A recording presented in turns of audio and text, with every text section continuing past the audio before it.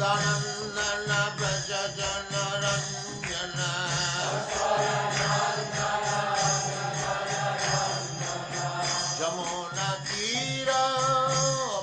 जमुनतीरवनचारी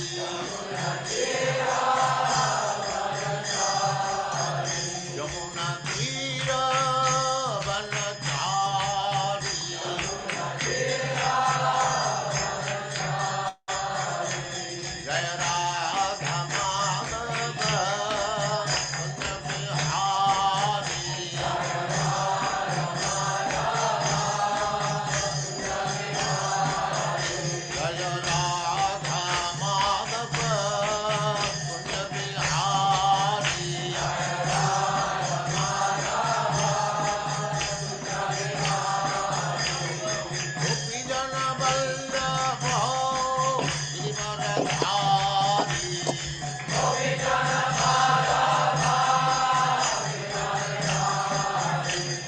गोपी जन वल्लभ गिरिवरधारी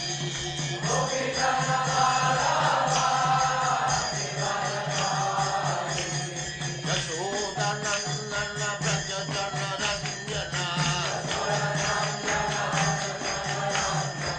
यशोदनन्दन व्रज जनरञ्जन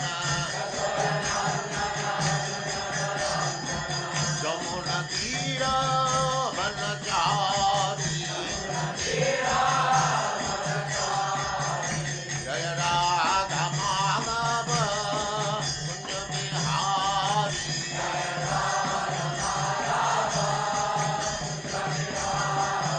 जय राधा माधव कुंज बिहारी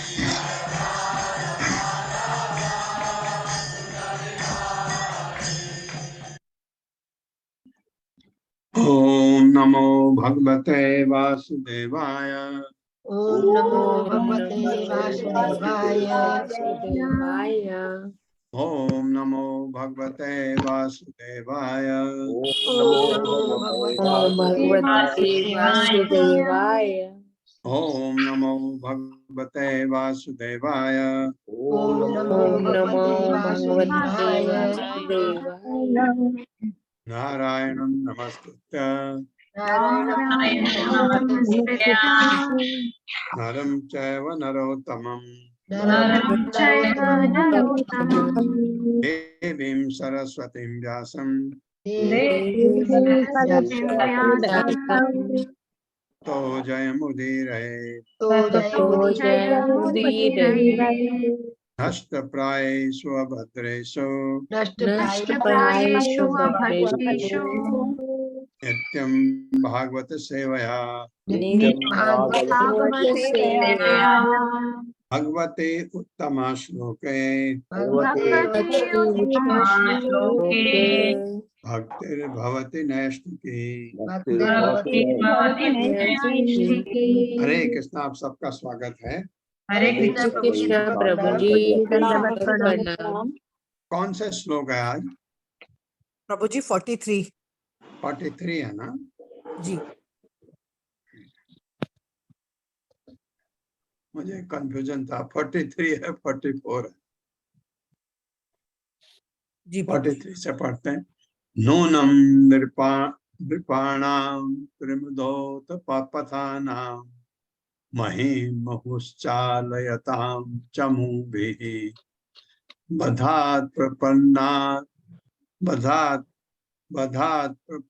आर्तिजिहीर्षयेषु अपि उपेक्षतागम भगवान् कुरूणाम्। नूनं नृपाणां त्रिमुदोत्पथानां महिमुहुश्चालयतां चमूभिः बधात् प्रपन्न आर्तिजिहीर्षयेषु अपि उपेक्षतागम भगवान् कुरूणाम्। मेरे साथ पढ़िए। नूनं नृपाणां त्रिमुदोत्पथानां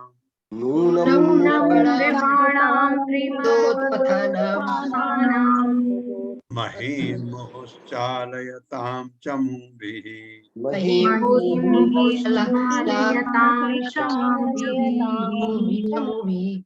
बधात् बधात् प्रपन्न प्रपन्ना आर्ति आर्ति जिहीर्षयोष एषो बधात् प्रपन्न आर्ति जिहीर्षेषो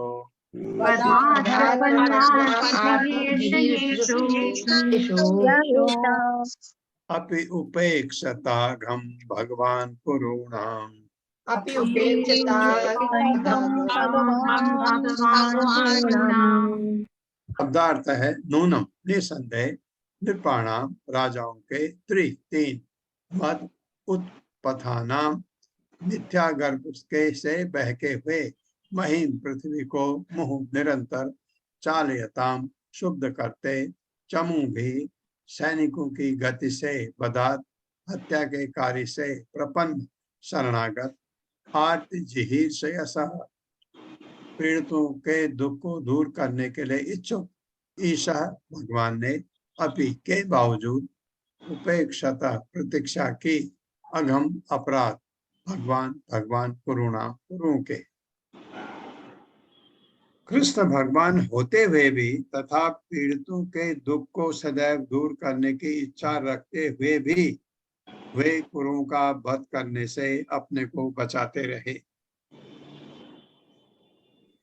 यद्यपि वे देख रहे थे कि उन लोगों ने सभी प्रकार के पाप किए हैं और यह भी देख रहे थे कि अन्य राजा 3 प्रकार के मिथ्या गर्व के वश में होकर अपनी प्रबल सैन्य गतिविधियों से पृथ्वी को निरंतर क्षुब्ध कर रहे हैं।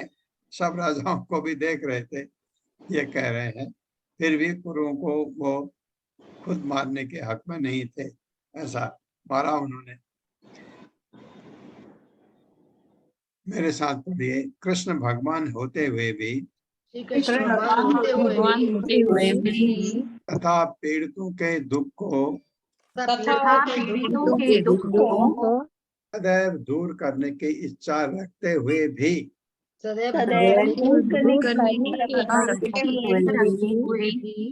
वे कुरुओं का वध करने से अपने को बचाते रहे।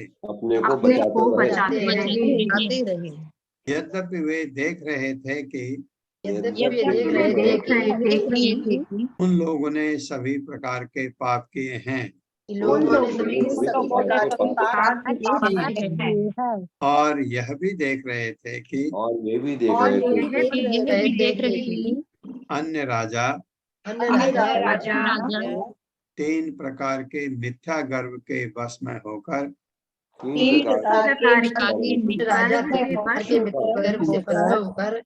अपनी प्रबल सैन्य गतिविधियों से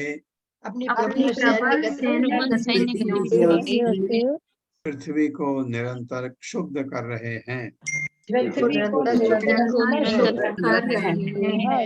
हरे कृष्णा प्रभु जी। ये लगता है ना कि औरों को क्यों मारा, ये कारण बता रहे, ये उद्धव विदुर को बता रहे होंगे।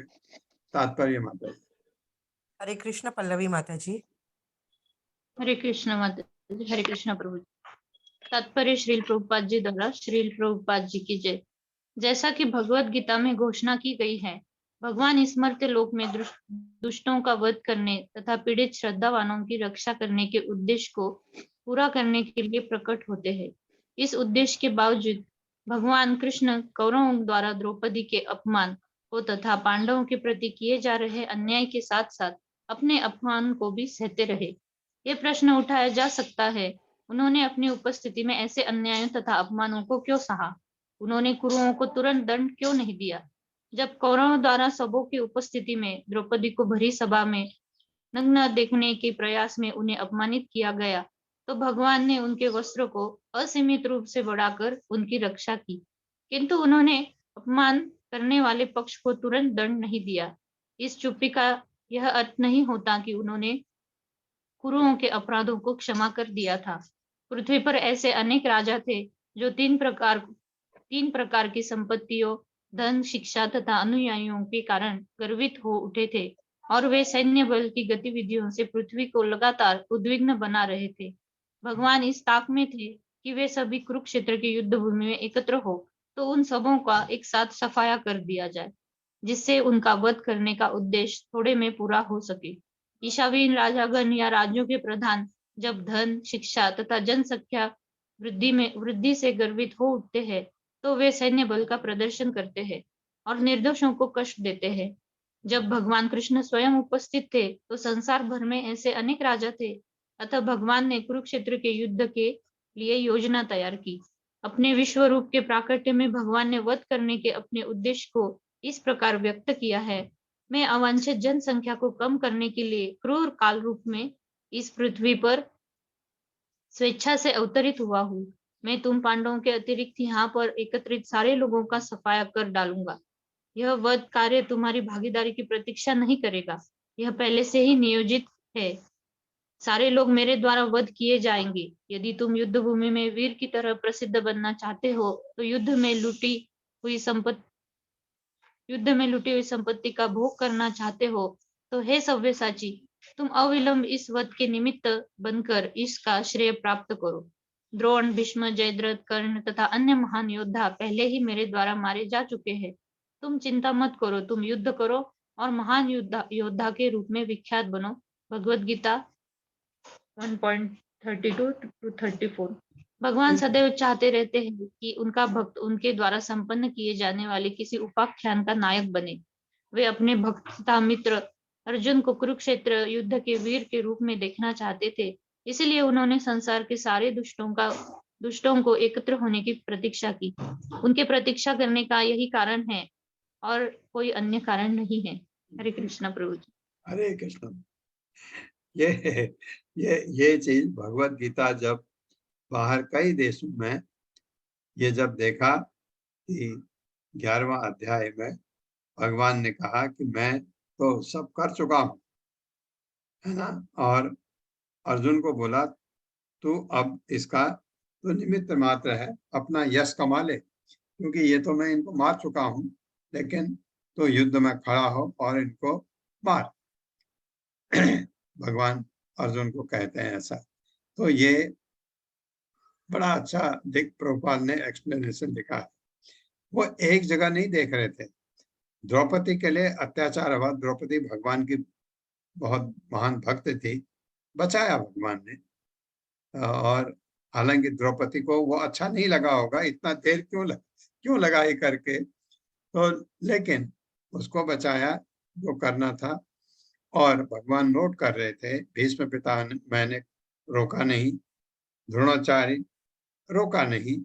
जैसे आपने देखा विदुर का जब अपमान हुआ, विदुर ने धनुष रखा और निकल गए घर से। उनके लिए भी ये चीज हो सकती थी, लेकिन भीष्म पितामह के लिए मैं मानता हूं कि क्योंकि वो एक ऐसे क्षत्रिय थे जो प्रतिज्ञा करते थे।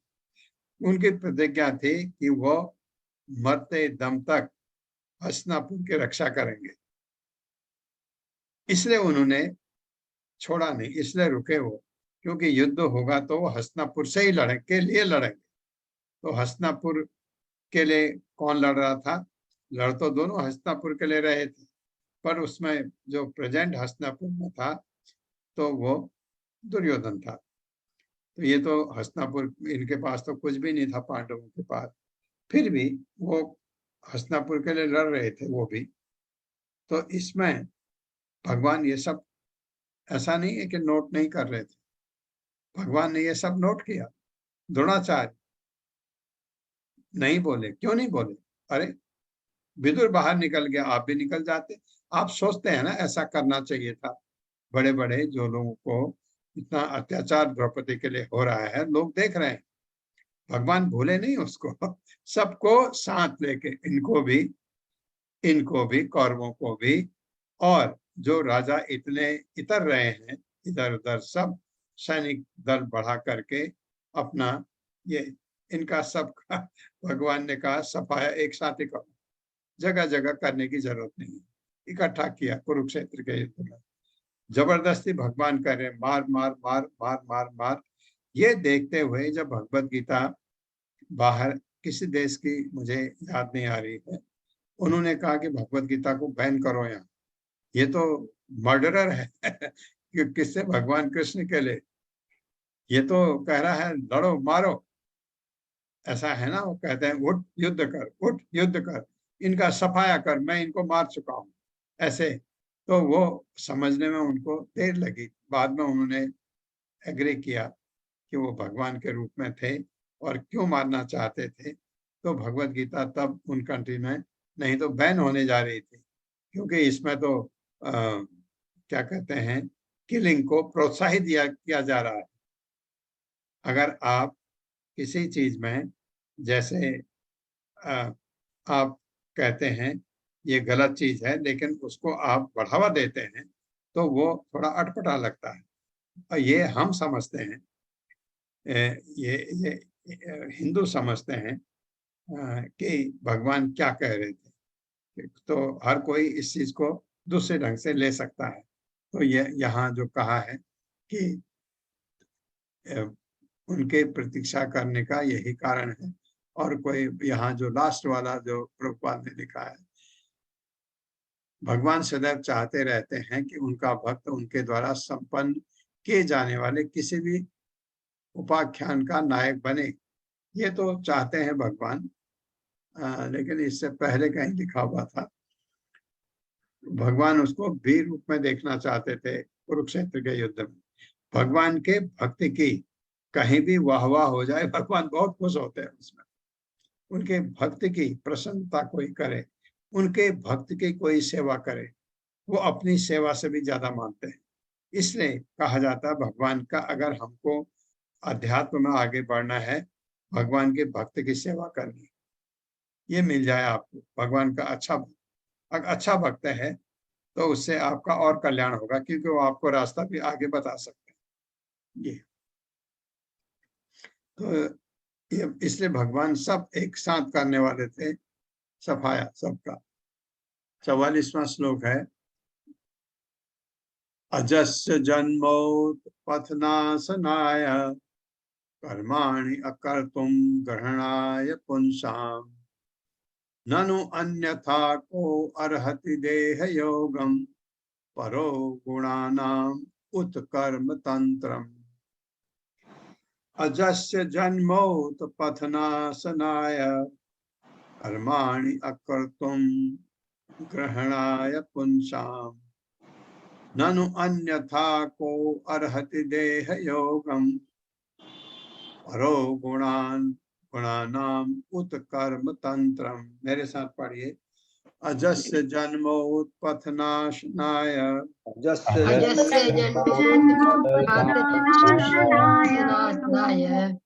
कर्माणि अकर्तुर् ग्रहणाय पुंसाम्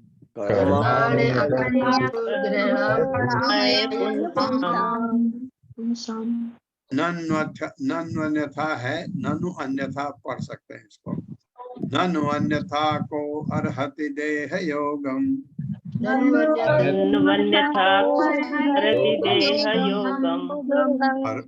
परो गुणानाम उत्कर्म तंत्रम।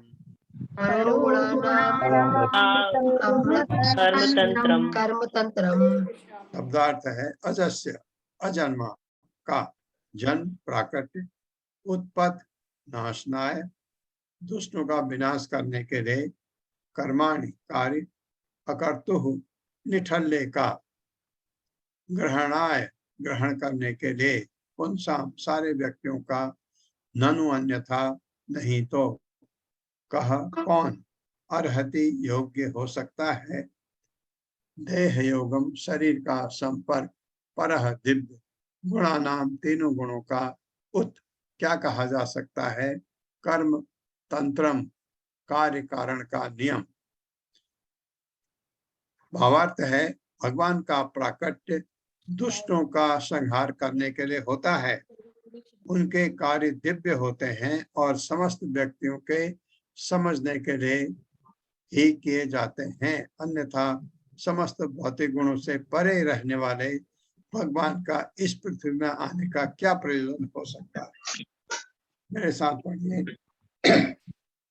भगवान का प्राकट्य ये भगवान का प्राकट्य दुष्टों का संहार करने के लिए होता है।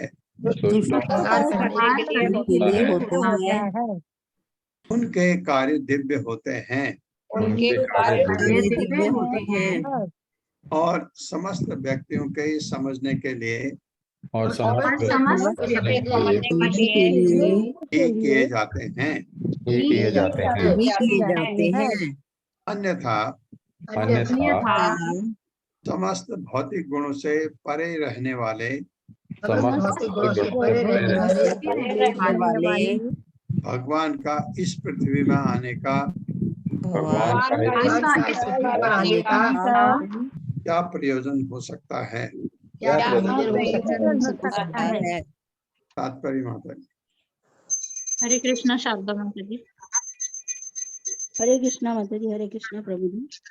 तात्पर्य शिला प्रभुपाद द्वारा। शिला प्रभुपाद की जय। ईश्वर परमा कृष्ण सच्चिदानंद विग्रह ब्रह्म संहिता 5.1।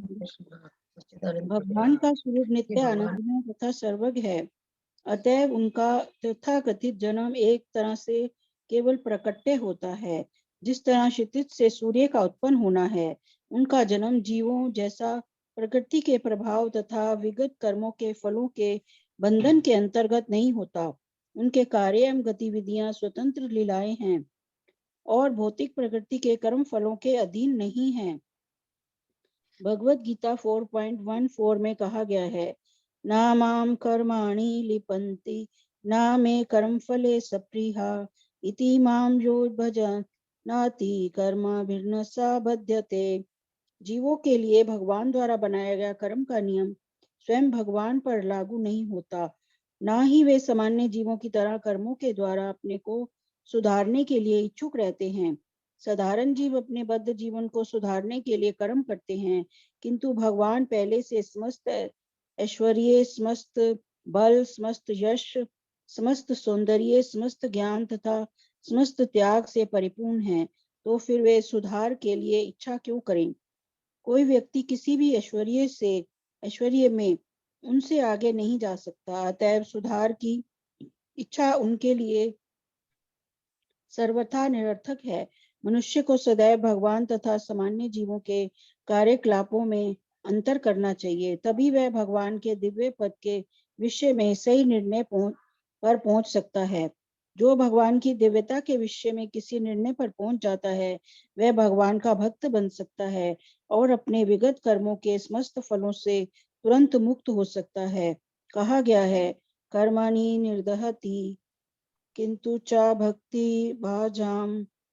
भगवान भक्त के विगत कर्मों के फलों को यहाँ तो कम कर देते हैं, यहाँ एकदम निष्प्रभावित कर देते हैं। ब्रह्म संहिता 5.54। भगवान के कार्यकलाप सभी जीवों द्वारा अपनाए जाने तथा आस्वाद किए जाने के लिए हैं। उनके कार्यकलाप सामान्य व्यक्ति को भगवान के प्रति आकृष्ट करने के लिए होते हैं। भगवान सदैव भक्तों के हित में कार्य करते हैं, अतएव सामान्य व्यक्ति जो कि सकाम कर्मी होते हैं या मोक्षकामी होते हैं, भगवान के प्रति आकृष्ट हो सकते हैं जब वे भक्तों के रक्षक के रूप में कार्य करते हैं। सकाम कर्मी भक्ति में सेवा द्वारा अपने लक्ष्य प्राप्त कर सकते हैं और मोक्षकामी भी भगवत भक्ति द्वारा अपना जीवन लक्ष्य प्राप्त कर सकते हैं। भक्तगण ना तो अपने कर्म का फल चाहते हैं, ना ही वे किसी प्रकार का मोक्ष चाहते हैं। वे तो भगवान के यशस्वी अति मानवीय कार्यों का यथा उनके द्वारा गोवर्धन पर्वत के उठाए जाने तथा बाल्यावस्था में ही पूतना राक्षसी का वध किए जाने का आस्वादन करते हैं। उनके कार्य सभी प्रकार के लोगों, कर्मियों, ज्ञानियों तथा भक्तों को आकृष्ट करने के लिए संपन्न किए जाते हैं।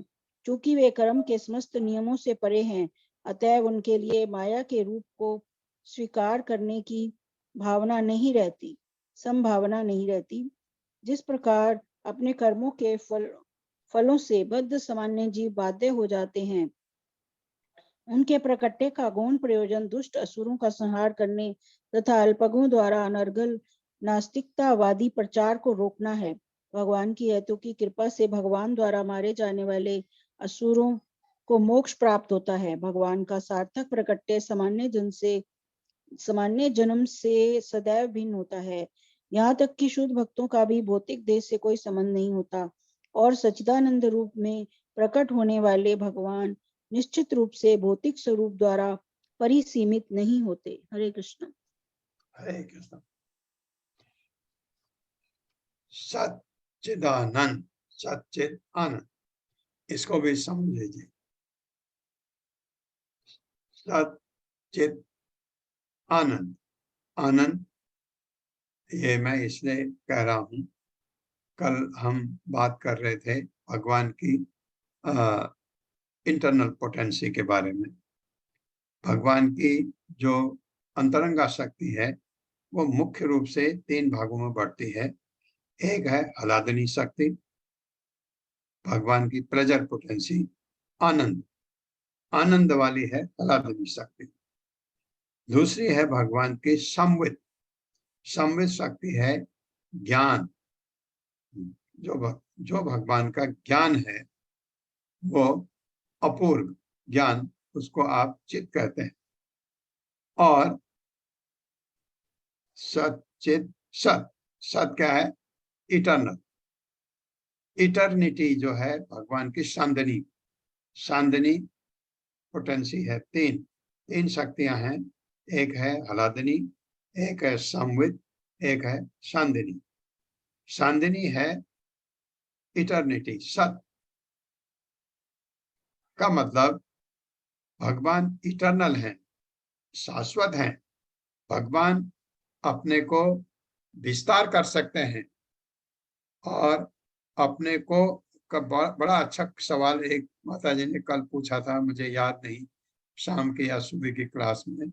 भगवान जब अवतरित यहाँ होते हैं तो क्या गोलोक वृंदावन खाली हो जाता है?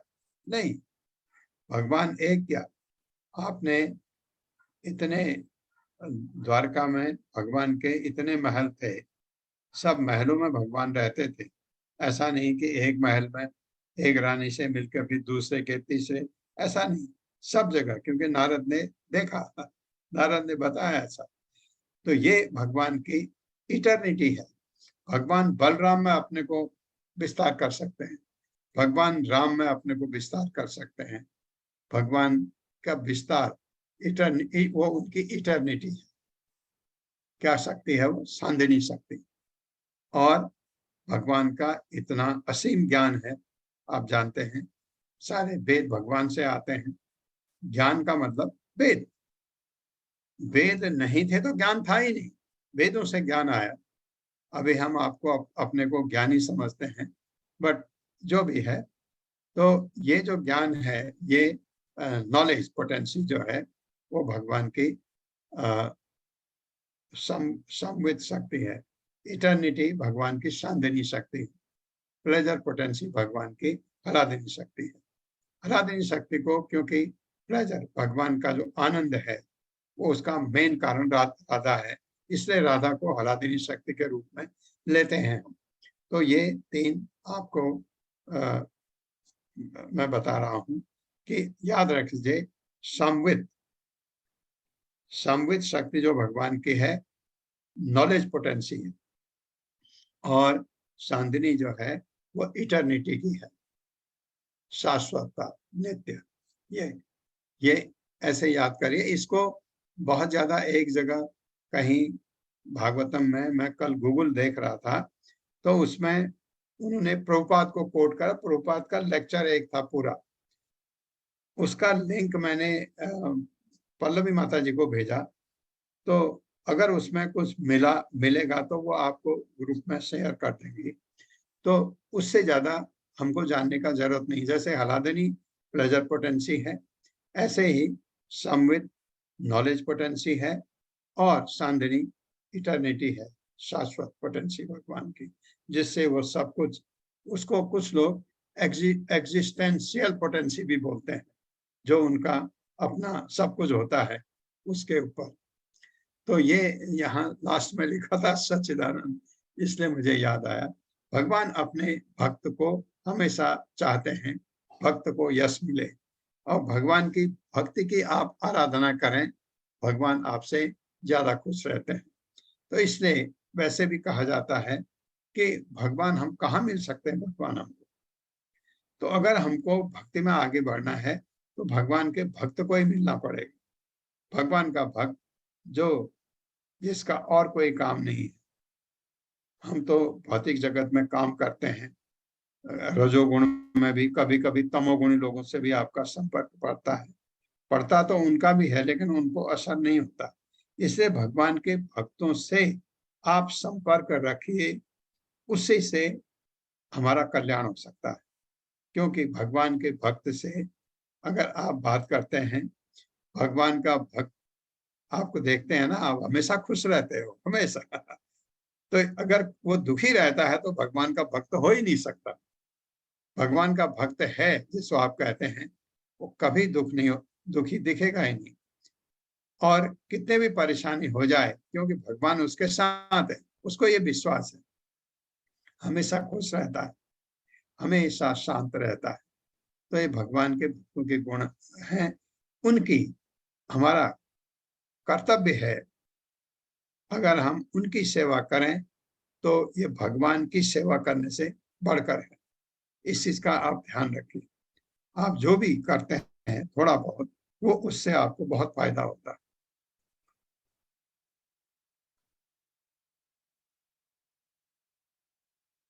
पैंतालीसवां श्लोक। तस्य प्रपन्न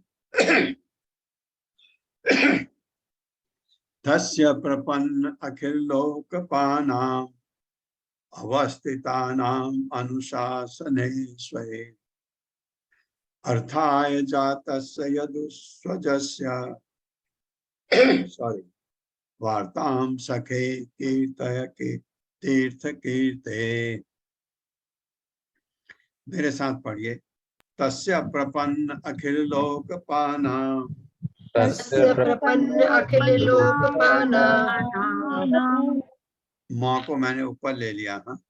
अवस्थितानां अनुशासने स्वे अवस्थितानां अनुशासने स्वे अर्थाय जातस्य यदुस्वजस्य अर्थाय जातस्य यदुस्वजस्य वार्तां सखे कीर्तय तीर्थ कीर्ते। वार्तां सखे कीर्तय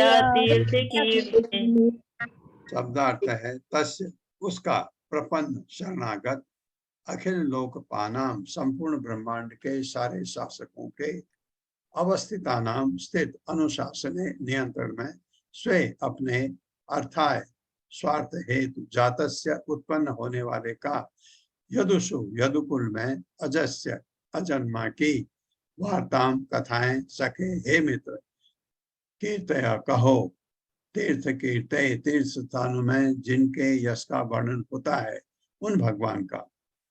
अतः हे मित्र, उस भगवान की महिमा का कीर्तन करो जो तीर्थ स्थानों में महिमा मंडित किए जाने के निमित्त हैं। वे अजन्मा है, फिर भी ब्रह्मांड के सभी भागों के शरणागत शासकों पर अपनी अहेतु की कृपा द्वारा वे प्रकट होते हैं। उन्हीं के हितार्थ के लिए वे अपने शुद्ध भक्त यदुओं के परिवार में प्रकट हुए। मेरे साथ पढ़िए। अतएव हे मित्र, उन भगवान की महिमा का कीर्तन करो भगवान की महिमा का कीर्तन करो जो तीर्थ स्थानों में महिमा मंडित किए जाने के निमित्त हैं। महिमा मंडित किए जाने के योग्य है।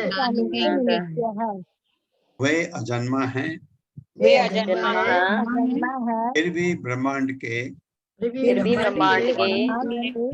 सभी भागों के शरणागत शासकों पर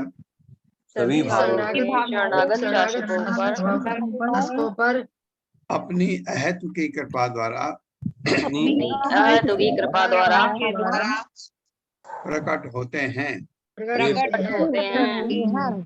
उन्हीं के हितार्थ वे अपने शुद्ध भक्त यदुओं के परिवार में प्रकट हुए। यदुओं के परिवार में प्रकट हुए। तात्पर्य माता। हरे कृष्णा अरुण देवदास माता जी। हरे कृष्णा हरे कृष्णा प्रभु जी। श्रील प्रभुपाद की जय। श्रील प्रभुपाद द्वारा तात्पर्य, ब्रह्मांड भर में नाना प्रकार के ग्रहों में असंख्य शासक हैं। सूर्यलोक में सूर्यदेव, चंद्रलोक में चंद्रदेव, स्वर्गलोक में इंद्र, वायु, वरुण तथा ब्रह्मलोक में देवतागण, जिसमें ब्रह्मा निवास करते हैं। ये सभी श्री भगवान के आज्ञाकारी सेवक हैं। जब भी विभिन्न ब्रह्मांडों के असंख्य ग्रहों के प्रशासन में कोई विपत्ति आती है, तो उनके शासक श्री भगवान से प्रकट होने हेतु प्रार्थना करते हैं और वे प्रकट होते हैं। इसकी पुष्टि श्रीमद् भागवतम के 1.3.28 में निम्नलिखित श्लोक में पहले ही हुई है।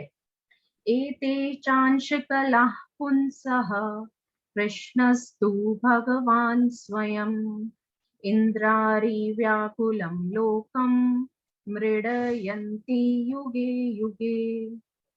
हर युग में जब भी आज्ञाकारी शासकों पर कोई विपत्ति आती है, तब श्री भगवान प्रकट होते हैं। वे अपने शुद्ध अनन्य भक्तों के लिए भी प्रकट होते हैं। शरणागत शासक तथा शुद्ध भक्तगण सदैव श्री भगवान के सुदृढ़ नियंत्रण में रहते हैं और वे कभी भी श्री भगवान की इच्छाओं का उल्लंघन नहीं करते। इसीलिए श्री भगवान सदैव उनका ध्यान रखते हैं। तीर्थाटन का उद्देश्य श्री भगवान का निरंतर स्मरण करना है और इसीलिए श्री भगवान तीर्थ कीर्ति कहलाते हैं।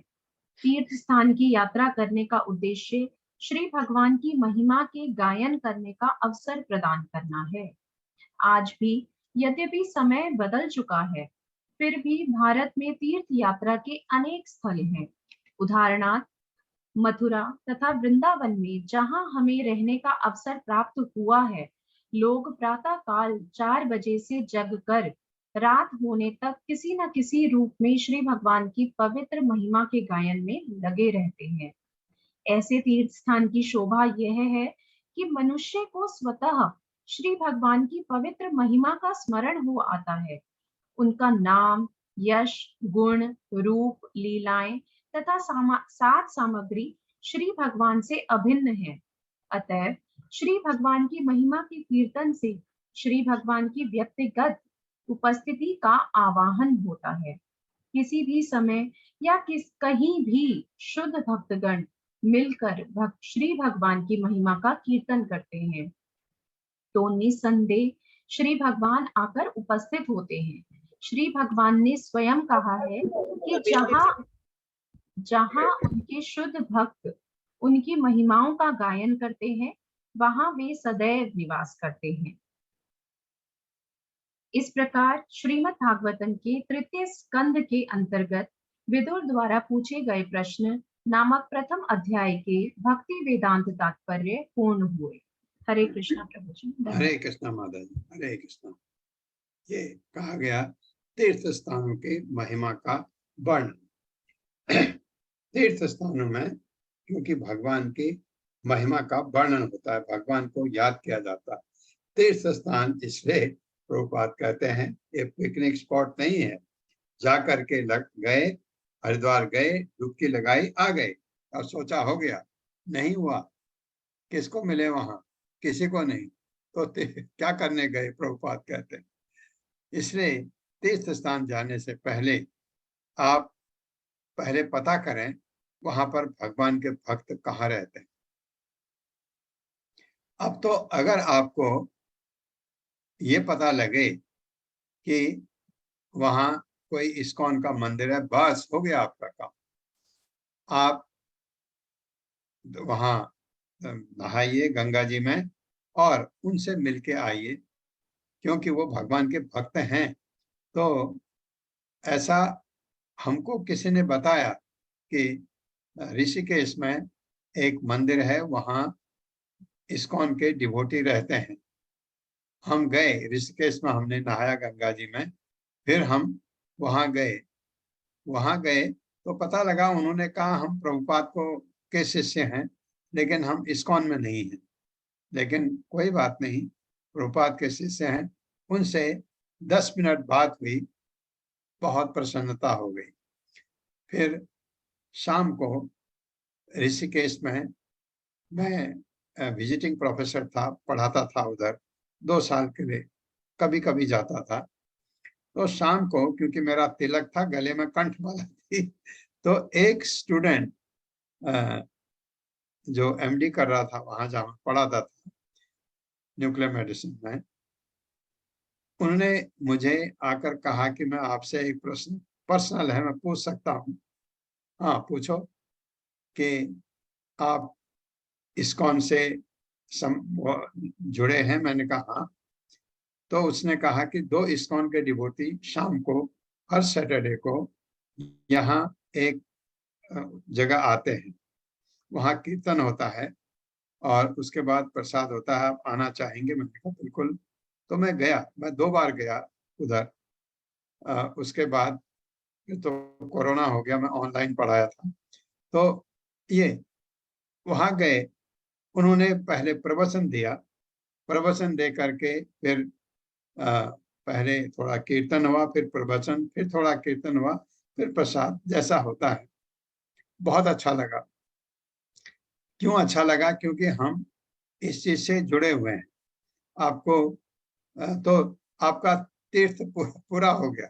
हालांकि मैं तीर्थ की वजह से नहीं गया था, क्योंकि मेरी तो ड्यूटी थी। तो ये आपको, तो मैं कह रहा था कि हम इतनी बार आते हैं इधर, तो अब वो जगह हमको पता लग गई कहाँ पर है।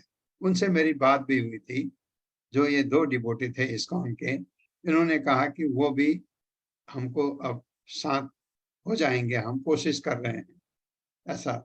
तो बड़ा अच्छा लगा। तो ऐसे मिलते हैं उनसे, फिर आप थोड़ी देर बात कर लेते हैं। मेरी ये थोड़ा प्रॉब्लम हो रही, मैं ये पढ़ रहा हूँ, ये पढ़ रहा हूँ। तो वो लोग, क्योंकि वो लोग सब ये चीज किए हुए होते हैं, जो क्या कहते हैं, दूसरी दीक्षा ले लेते हैं इस्कॉन में, उनको काफी ज्ञान होता है। क्योंकि दूसरी दीक्षा, जब ब्राह्मण दीक्षा कहते हैं जिसे, उसको उस दीक्षा लेने तक आदमी काफी अपना ज्ञान संचित कर लेता है। तो उनसे तो आपको बड़ा अच्छा लगता है। तीर्थ स्थान में ऐसा हुआ मेरे साथ। पहले हम जाते थे, वहां नहाते थे गंगा जी में, और बहुत अच्छा लगता था। लेकिन कभी वहां पर एक गंगा जी का मंदिर है, वहां पर आरती कर ली, ये कर लिया, लेकिन भगवान के भक्त को नहीं मिले जिनसे आपको कुछ सुनने को मिलता है। क्योंकि ये जितने भी ये जगह है, अच्छी बात है, वो गलत नहीं है, लेकिन आप गए वहां पर, पंडे होते हैं, वो अपना आप ये करते हैं। लेकिन भगवान के भक्त से मिलना तीर्थ स्थान पर बहुत बड़ी बात है, क्योंकि वहां भगवान का चीज ये प्रभुपाद बता रहे हैं। वृंदावन में पर्टिकुलरली लोग 4 बजे उठ जाते हैं। आप उठिए 4 बजे, वहां कोई अजीब चीज नहीं है। आप अपने कॉलोनी में, जैसे मैं यहाँ 4 बजे उठता हूँ, तो दरवाजा खोल के बाहर मैं ही उठा, हम ही उठे होते हैं यहाँ, और सब सोए होते हैं। वही बेंगलोर में हम 4 बजे उठते हैं, तो मैं बाहर थोड़ा उसको दरवाजा खोलने के लिए बाहर जाता हूँ, तो पूरे अपार्टमेंट में हम ही उठे होते हैं, कोई नहीं। लेकिन आप जब वृंदावन में आप सुबह उठते हैं 4 बजे, तो सारा शहर उठा होता है। सब, कहीं कोई राधे राधे, कहीं कोई कुछ गा रहा है, कुछ गा रहा है, भगवान का नाम गुण गान सब हो रहा है। तो ये तीर्थ स्थान की खासियत है।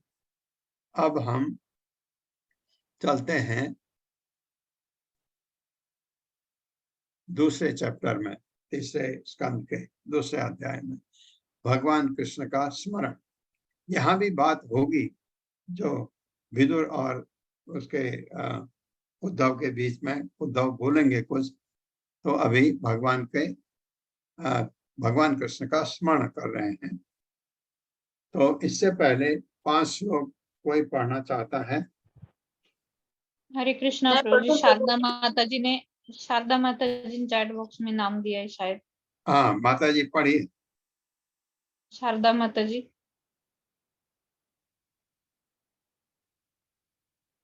जो भी लेफ्ट हो जिन गए क्या? हाँ जो भी जिनको याद है वो भी अपने को एक पेपर में लिख के रखें, क्योंकि याद किया हुआ कभी कभी आप अटक सकते हैं। नहीं है तो कोई बात नहीं, मैं पढ़ देता हूँ। है हरे माता जी? कृष्णा। ये हाँ। ओम नमो भगवते वासुदेवाय। ओम नमो भगवते वासुदेवाय। जन्मादस्य यतो जन्मादस्य यतो अन्वयात् इतरता पार्थेषु अभिज्ञ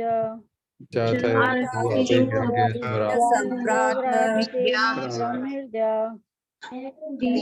या आदि कवये मुह्यन्ति यत् माता जी। हरे कृष्णा माता जी, थोड़ा गड़बड़ हो रहा है माता। मैं पढ़ूं माता जी? तेजोवारी मृदां हाँ यथा। पढ़िए। कौन है? ठीक है माता लवलीन कोहली जी पढ़िए माता जी। हाँ लवली जी। माता जी। तेने ब्रह्म हृदय आदि काव्य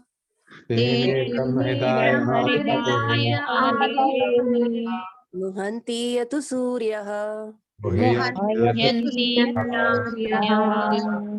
तेजो वारी मृदां यथा विनिमयो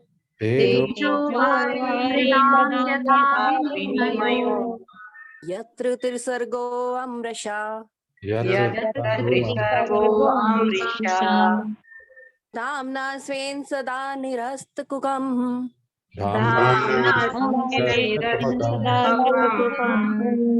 सत्यं परं धीमहि। श्लोक नंबर सेकंड है हमारा। धर्म प्रोजिक्त केतवो अत्र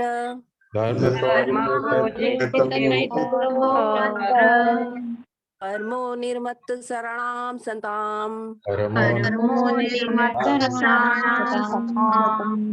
वेदं वास्तवमत्र वस्तु शिवदम्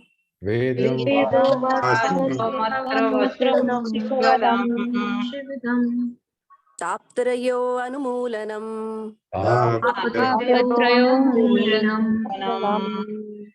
श्रीमद् भागवते महामुनि कृते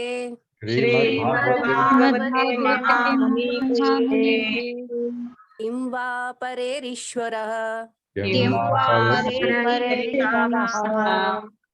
ततो हृदयवरुध्ये अत्र कृतभिः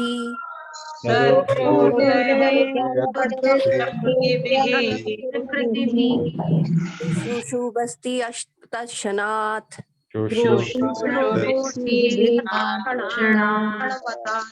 श्लोक नंबर तीसरा है। निगम कल्पत्रो रोगिलतम फलम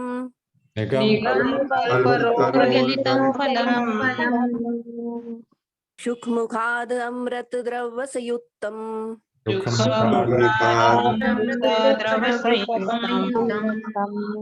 पीबत भागवतम रसमालयम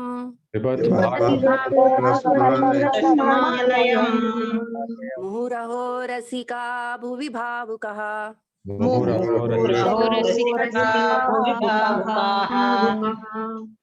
श्लोक नंबर चौथा है। एते चांशकला पुंसः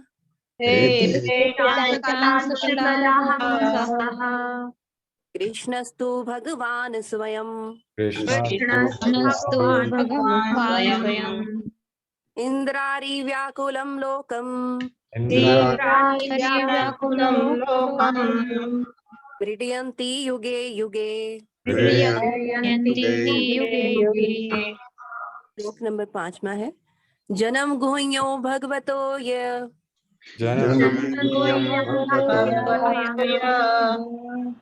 प्रयतो नरः सायं प्रातः गरणन् भक्तय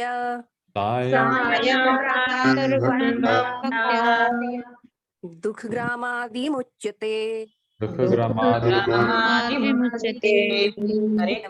कृष्णा। हरे जय कृष्ण। धन्यवाद माता जी। हरे कृष्ण प्रभु जी। श्री शुक उवाच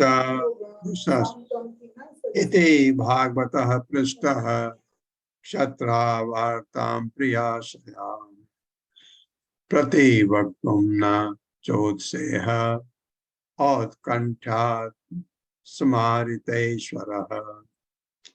श्री शुक उवाच इति भागवतः पृष्टः क्षत्रावार्तां प्रियाशयाम् प्रतिवक्तुं न चोत्सेह औत्कण्ठ्यात् स्मारितेश्वरः। मेरे साथ पढ़े। श्री शुक उवाच इति भागवतः पृष्टः क्षत्रावार्तां प्रियाशयाम्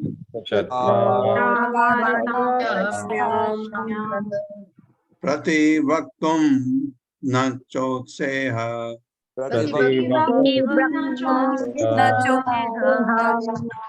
औत्कण्ठ्यात् स्मारितेश्वरः।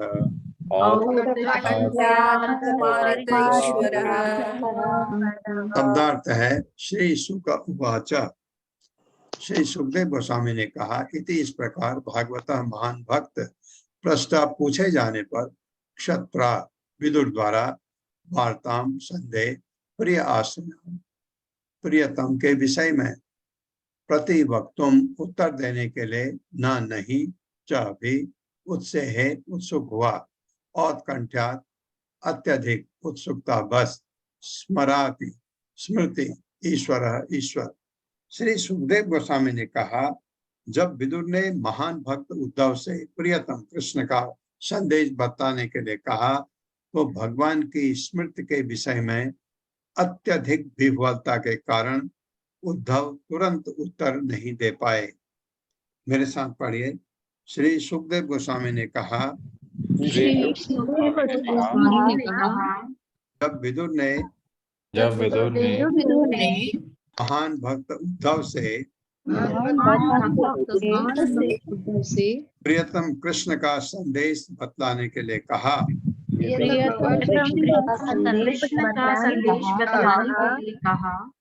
तो भगवान की स्मृति के विषय में अत्यधिक विह्वलता के कारण उद्धव तुरंत उत्तर नहीं दे पाए। हाँ, ऐसा पूछ दिया वो अपने ध्यान में उनके लिए चले गए क्योंकि भगवान का विरह सेपरेशन इतना तंग करता है भक्त को। इसलिए दूसरा श्लोक है यह पंचहायनो मात्रा भ्रातरासाय याचितः तन्ने छद रचयत रचयन् यस्य सपर्यां बाललीलया।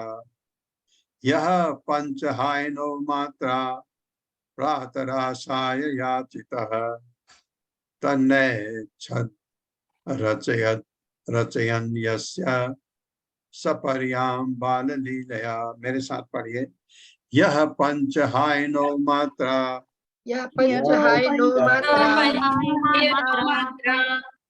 भ्रातरासाय याचितः तन्ने छद रचयन् यस्य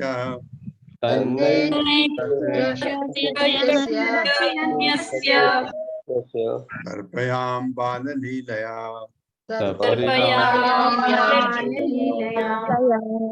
शब्दार्थ यह जो पंच पांच आयन वर्ष का मात्रा अपनी माता द्वारा प्रात आशाय कलेवा के लिए याचित बुलाए जाने पर तत् उस न नहीं ए छत चाह रचयन खेलते हुए यश जिसकी सर्पयाम सेवा बाल लीलिया बचपन।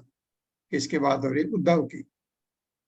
वे अपने बचपन में ही जब 5 वर्ष के थे तो भगवान कृष्ण की सेवा में इतने लीन हो जाते थे कि जब उनकी माता प्रातःकालीन कलेवा के लिए बुलाती तो वे कलेवा करना नहीं चाहते थे। ये उद्धव की बात हो रही है। मेरे साथ पढ़िए, वे अपने बचपन में ही वे अपने बचपन में ही जब 5 वर्ष के थे जब 5 वर्ष के थे तो भगवान कृष्ण की सेवा में तो भगवान कृष्ण की सेवा में इतने लीन हो जाते थे कि लीन हो जाते थे जब उनकी माता जब उनकी माता प्रातःकालीन कलेवा, कलेवा जिसे हम ब्रेकफास्ट कहते हैं, करने के लिए बुलाती तो बुलाती तो वे कलेवा करना नहीं चाहते थे। वे कलेवा करना नहीं चाहते थे। हाँ, ये देखिए, इस अध्याय का ना भगवान का स्मरण लिखा है ना। उद्धव को स्मरण हो गया, भगवान चले गए थे तब, विदुर को नहीं पता है, तो वो उनके याद आ गई, गदगद हो गए, बोल ही नहीं पाए। तो इसलिए एक अध्याय का नाम है। तो विदुर से वार्ता इनकी चलती रहेगी। तात्पर्य माता जी। हरे कृष्णा अलका माता जी। हरे कृष्ण, सभी को दंडवत प्रणाम। तात्पर्य श्रील प्रभुपाद जी के द्वारा। श्रील प्रभुपाद जी की जय। अपने जन्म से ही उद्धव भगवान कृष्ण के सहज भक्त अर्थात नित्य सिद्ध मुक्त आत्मा थे। वे अपने बचपन में भी स्वाभाविक अंतः प्रेरणा के कारण कृष्ण की सेवा करते थे। वे कृष्ण के स्वरूप वालों गुड्डों से खेला करते थे, उन्हें वस्त्र पहनाते, खिलाते और पूजा किया करते। इस तरह वे दिव्य साक्षात्कार की क्रीड़ा में निरंतर लीन रहते। ये ही सब नित्य मुक्त आत्मा के लक्षण हैं। नित्य मुक्त आत्मा भगवान का भक्त होता है, जो उनको कभी नहीं भूलता। मानव जीवन भगवान के साथ अपने नित्य संबंध को पुनर्जागृत करने के लिए होता है, और सारे धार्मिक आदेश जीव की इस सुप्त अंतः प्रेरणा को जागृत करने के लिए होते हैं। यह जागृति जितनी जल्दी लाई जा सके, उतनी ही तेजी से मानव जीवन का उद्देश्य पूर्ण हो जाता है। भक्तों के अच्छे परिवार में बालक को भगवान की सेवा करने का अनेक प्रकार से अवसर मिलता है। ऐसा व्यक्ति जो पहले से भक्ति में प्रगति कर चुका होता है, उसे ऐसे प्रबुद्ध परिवार में जन्म लेने का अवसर प्राप्त होता है। इसकी पुष्टि भगवत गीता के 6.41 में हुई है। शुचि नाम श्रीमताम गेहे योग भ्रष्टोभिजायते। पतित भक्त को भी सुसंपन्न ब्राह्मण परिवार में या धनी वैश्य परिवार में जन्म लेने का अवसर प्राप्त होता है।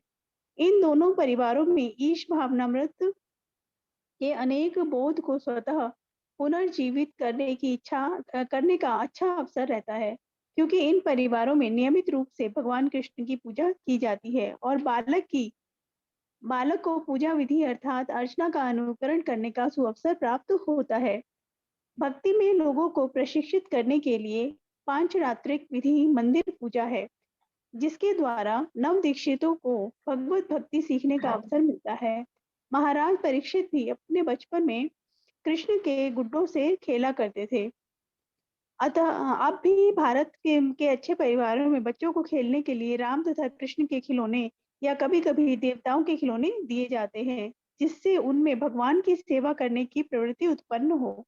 भगवत कृपा से हमें भी हमारे माता पिता ने ऐसा ही सुअवसर प्रदान किया और हमारे जीवन का शुभारंभ इसी सिद्धांत पर आधारित था। हरे कृष्णा। हाँ, ऐसा मिलता है जो ये प्रभुपाद ने बताया कि दूसरे जन्म में कब ऐसा होता है। 6ठे अध्याय का जिस श्लोक के बारे में जिक्र किया, पहले अर्जुन पूछते हैं उसका क्या होगा जिसका भक्ति योग भ्रष्ट हो गया, नष्ट हो गया, कर रहा है। तो भगवान उत्तर देते हैं कि उसका दूसरे पहले वो अपने कर्मों के हिसाब से उच्च लोकों में जाएगा, ऐश्वर्य भोगेगा, फिर पृथ्वी पर ऐसे घर में जन्म लेगा जहां या तो भगवान के भक्त के घर में या किसी धनवान के घर में जन्म लेगा। धनवान के घर में जन्म जहां भक्ति होती है। ऐसे धनवान के घर में थोड़ा खतरा होता है, क्योंकि ऐश्वर्य आपको भक्ति के लिए थोड़ा हटा सकता है। ऐश्वर्य में भगवान को भूल जाते हैं लोग। इसलिए देवताओं को भगवान का महान भक्त कहा जाता है। इतने ऐश्वर्य होते हुए भी वे भगवान को नहीं भूलते हैं। वो शुद्ध भक्त हैं? नहीं, भगवान के वो एडवांस डिवोटीज हैं देवता लोग। और जब तकलीफ में होते हैं भगवान उनकी मदद करते हैं। और अगर आप शुद्ध भक्त हैं तो आप भगवान तो आपके साथ रहते हैं हमेशा, ये बात है। ओम अज्ञानतिमिरान्धस्य ज्ञानांजन शलाकया चक्षुरुन्मिलितं तस्मै श्री गुरुवे नमः। नमो विष्णुपादाय कृष्णपृष्ठाय भूतले श्रीमते भक्तिवेदांत स्वामिनिति नामिने। नमस्ते सारस्वती देवे गौरवाणी प्रचारिणे निर्विशेष शून्यवादी पाश्चात्य तारिणे। जय हो श्री कृष्ण चैतन्य प्रभु नित्यानंद श्री अद्वैत गदाधर शिवासादि गौर भक्त बंद। हरे कृष्णा कृष्ण कृष्ण हरे हरे, हरे राम राम राम हरे हरे। हरे कृष्णा। पूनम माता जी, हरे कृष्णा।